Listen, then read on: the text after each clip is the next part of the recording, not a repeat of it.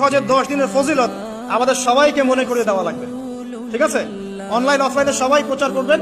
এই 10 দিন নেক আমলের জন্য একটা উৎসবের উপহার আল্লাহর পক্ষ থেকে। এই 10টা দিন যেন আমরা আল্লাহর পক্ষ থেকে এই উপহারকে কাজে লাগাই, বেশি বেশি নেক আমল করি, পরকালকে গুছিয়ে নেই। তারপর ইনশাআল্লাহ আল্লাহ পাক এরকম কিছু অকেশন সৃষ্টি করে দিয়েছে, এমন কিছু উৎসব আল্লাহ পাক সৃষ্টি করে দিয়েছেন যেখানে মানুষ আমল গুছিয়ে আবারও আল্লাহর পথে ফিরে আসতে পারে। আমার কথা কি বোঝা যাচ্ছে? ঠিক এরকমই একটা উৎসব হচ্ছে, একটা অকেশন হচ্ছে আমলের উৎসব, সেটা হলো এই জিলহজ মাসের প্রথম 10 দিন।